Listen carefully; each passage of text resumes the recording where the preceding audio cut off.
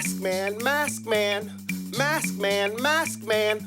Triple H, the booking sucks and creative ain't got a clue. A million Mask Man on the road to WrestleMania 40 snooze. Ew. Mask Man, Mask Man, Mask Man, Mask Man. Yeah! Paul Levesque, thanks to you, clothing stores all across the United States is sold out of black hoodies and black sweatpants because you keep doing the Masked Man gimmick over and over and over and over and over again.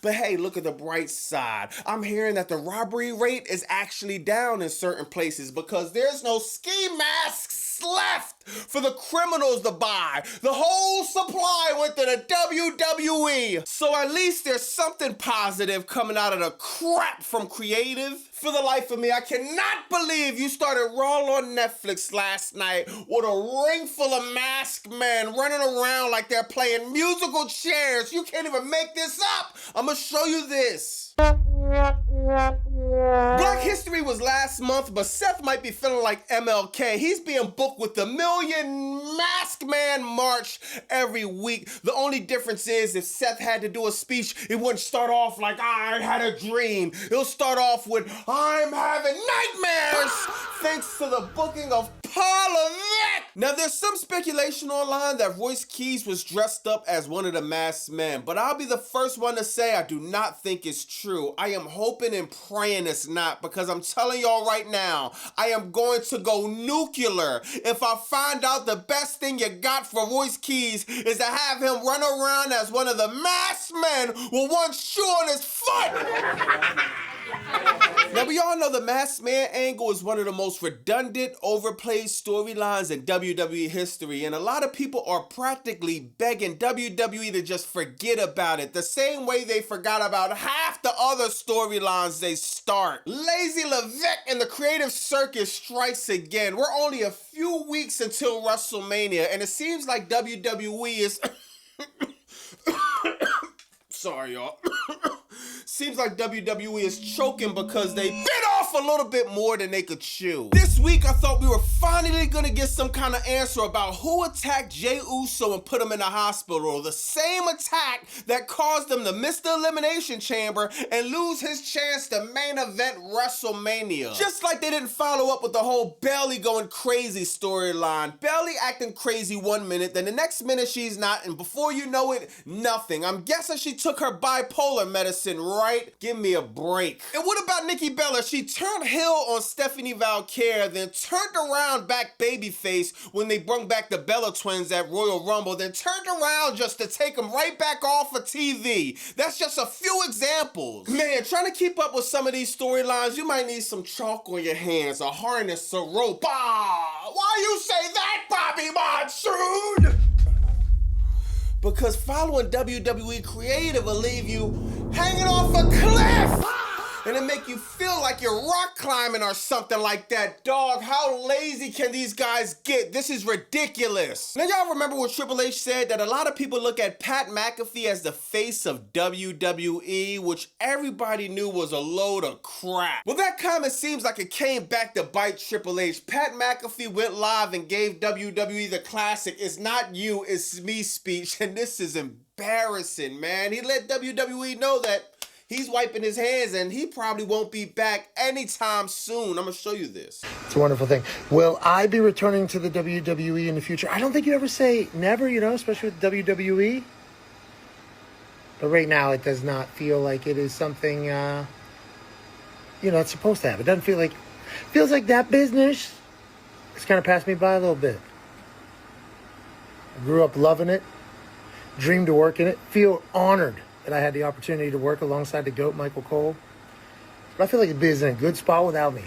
I'll continue to watch. There he goes, y'all. The face of WWE has left the building. This is a joke, man. Now, shout out to Pat McAfee. Fire commentator. Fire entertainer. Even when he got in the ring with Gunther and he had his matches at WrestleMania, fire in ring work. But the face of WWE, Pat McAfee himself, wouldn't even tell you that. That's like saying Stephen A. Smith is the face of the NBA or Max Kellerman is the face of boxing. Just because somebody is a good analyst does not make make them the face of the sport. And to be honest, you can't really blame Pat McAfee for not wanting to come back to WWE, because who wants to sit front row to some of the most boring shows possible, then grab a microphone and act like you're invested in El Grande Americano versus El Grande Americano? Wow, this is incredible, man. The level of delusion you have to be a commentator in WWE and try to put some of this stuff over is incomprehensible. Now that got me thinking, wasn't Pat McAfee a punter in the NFL back in the day? Well, that makes sense, because he just took WWE and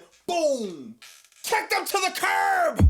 And if you ask me, they deserve it. Remember when WWE fronted on Corey Graves? They sent Corey Graves back to NXT after he spent all those years grinding to become one of the main commentators on the big shows. They basically pushed Corey Graves to a side for Pat McAfee. All that just for Pat McAfee to turn around and say, nah, I'm good.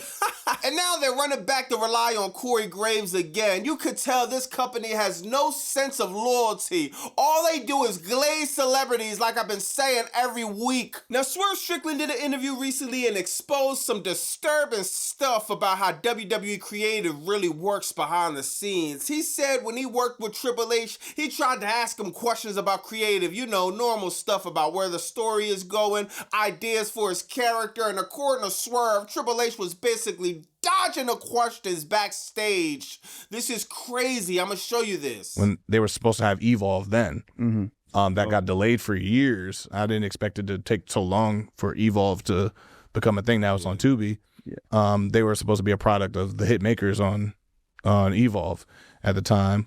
And Triple H, me and him were just going back and forth. He was dodging me when I was like coming up with creative questions and stuff.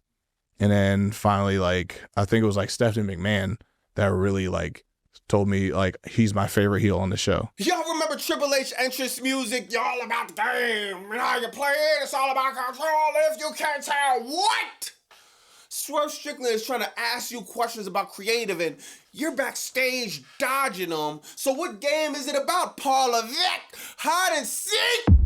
And this was a few years ago. Just imagine how it is trying to talk to Triple H about creative now. It's only a job for Tom Cruise because the mission is impossible. But for that one itsy bitsy chance, you get to catch lightning in a bottle and have a conversation with Triple H about your storyline. He's gonna have to go to the medical staff right after the talk because they gotta hit him with the EpiPen, because obviously this guy is allergic to any type of conversation about a WWE star creative direction. If it ain't about a masked man, Rhea Ripley and Io Sky, or Cody Rhodes main event in WrestleMania, it's like bro put on his noise cancellation headphones. He ain't trying to hear it. This ad is brought to you by the Pirates in the chat. Go to BobbyMonsoon.com. Get your Ruthless Depression era t-shirt. If you're sick of the BS in professional wrestling, if you're sick of the soulless billionaires taking advantage of the fans, show them you had enough. Go to BobbyMonsoon.com. Get the Ruthless Depression era t-shirt.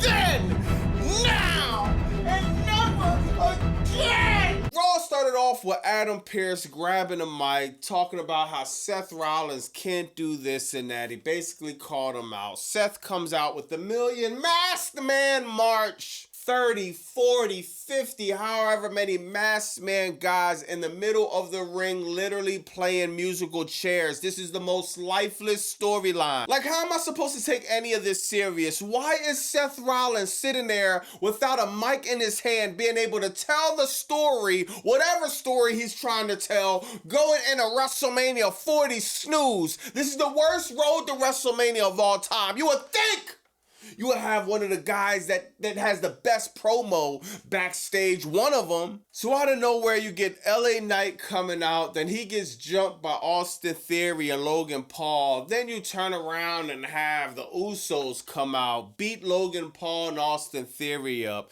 And that's how you start off Raw on Netflix. That's how I knew from the rip that we were in for a long night again. For the life of me, I don't understand how bad Raw on Netflix has gotten, man. It always was bad. Ever since the premiere, it's been pretty bad. But they're going to new levels of just Just new levels of cringe. Next, you got Bayley winning this Gauntlet match that just wasted everyone's time, man. I'm surprised Io Sky didn't win. I'm surprised Io Sky's not going for the title at WrestleMania. I'm wondering what they're gonna have Io Sky do at WrestleMania now. Bayley won. That was kind of a surprise. I did not expect that. Now she's going at it with AJ Lee, and now they're trying to bring back the good old NXT days. AJ Lee versus Bayley like in 2013, I believe. But man, I guess, bro, whatever, bro. We all know Bayley's gonna lose. We all know that they're not gonna let AJ Lee lose after just winning the title. They love AJ Lee. She won the title after being absent for 10 plus years, not one singles match. Her first match is a title shot, and yippee, she wins. So I'm pretty sure she's gonna beat Bayley too, right?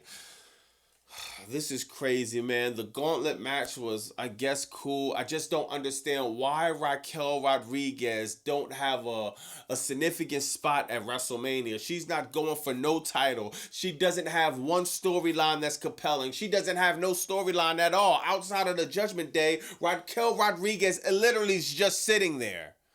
This is crazy, dog. You can't think of nothing, man or woman. This woman is one of the most believable characters you have on the roster. You can't think of nothing for her going into the biggest show of the year. Give me a break. Next, you got Penta versus one of the El Grande Americanos. I refuse to do the whole of Grande Americano versus the original Grande. I refuse to play that game. I'm not wasting my time. I'm sorry, y'all. I'm calling him Chad Gable, Ludwig Kaiser, or Grande Americano. I'm not playing the game they want us to play, y'all. So he's about to face Chad Gable, right? Now, unfortunately, for whatever reason, I'm thinking Chad Gable was a baby face, but he puts the curse on Chad Gable. So now that leaves the Ludwig Kaiser of Grande Americano to come out to face Penta just to lose the match, just like he loses every other single significant match. So I don't know why we're doing this. Penta gets the win. At least he's defending the Intercontinental title, right? Beggars can't be choosers, right? When Dominic had the title, I complained that he never was defending it.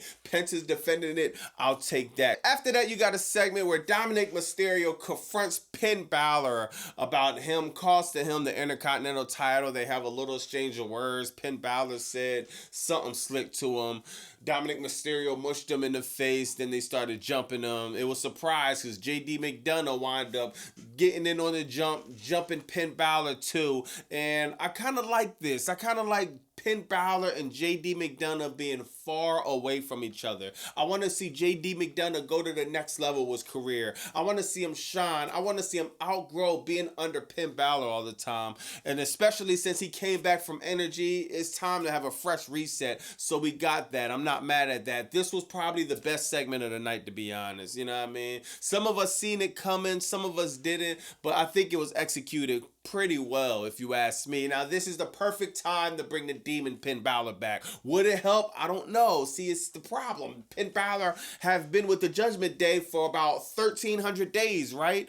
And he hasn't done anything with this run with the Judgment Day. Literally, year after year after year after year, we can't tell one compelling storyline that Finn Balor been in as a singles competitor that actually pushed his character to the next level. Not one. The only thing he done is win the tag team titles with JD McDonough and sat and played the game in the clubhouse. Nothing else. Now, the thing about this is we could be getting a return of the Demon Finn Balor at WrestleMania. That entrance, the theme music, the chills. When WrestleMania is over, it's the start of a new year for a lot of us wrestling fans. That could be a start of a new trajectory for Finn Balor. He's out the Judgment Day. The Demon Finn Balor's back. Let's actually get the Finn Balor that we should have got, and we could call him Finn Balor again. We can start putting respect on his name again. We can stop acting like this guy isn't one of the best talents you have in the back and been the best for the last few years. The problem was he's being booked like a complete jobber. He haven't been getting put in no type of opportunity to actually excel. Let's hope that changes with this. Next, you got Oba Femi going over on Rusev. This was a cool match, I guess. We all knew Oba Femi was going to go over Rusev. I don't really care about this match, to be honest. I'd rather this than Kit Wilson and The Miz and everybody else. Now, this is what I want to see, y'all. We only have a few more weeks until WrestleMania. When Brock Lesnar comes out next week, Oba Femi needs to be answering that challenge. Now, I want to see how they're going to play this out. You're either going to do Oba Femi or Gunther. That's the only two that make sense. We all want an Oba Femi. Let's give Oba Femi the rub. Gunther got every single plate possible already. I want Oba Femi to get the rub. Either one will work. But a lot of people, the general consensus, want to see Oba Femi and Brock Lesnar. We'll see if we'll get that next week. They set it up perfectly. He beat Rusev. He beat a legit competitor. He been squashing everybody on Crackdown.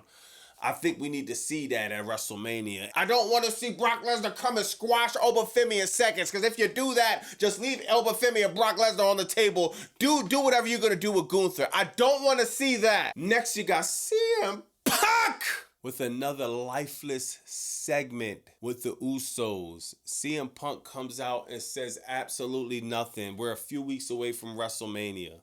I can't even blame CM Punk like that because his dancing partner is not around. Roman Reigns not around. I told y'all from the second they booked this, if Roman Reigns wasn't showing up, this would be a story that would be extremely hard to tell. Phil Brooks cannot do it by himself, especially when he doesn't. He's just not the same CM Punk on the mic, in the ring, all around the board, and he's still calling himself the best in the world. How? He is not the same guy we knew back in the day. This is a different CM Punk. He's going to go out there, grab the mic, and say some of the most mediocre things you could possibly think of. Then he's going to try to get cheap heat talking about Roman Reigns' dead dad. It didn't work, y'all. It didn't work. I'm still not hype.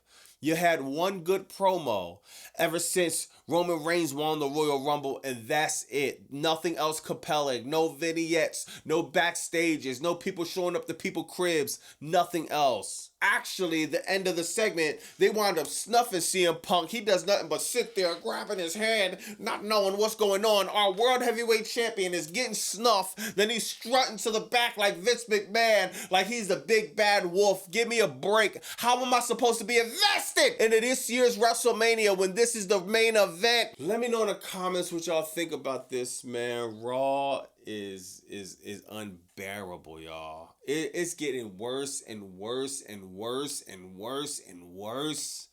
The Masked Man, Dan Helsen. Well, at least Dan Helsen, he know who his character is. He execute his character cool, and I understand that. You know what I mean? It's just like, God, this is such a circus act. It's hard to comprehend.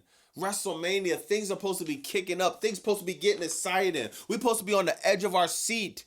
A lot of people, we're not on the edge of our seat. We have left the seat. A lot of fans have literally stopped watching WWE within the last few weeks because their inability to keep anything captivating going.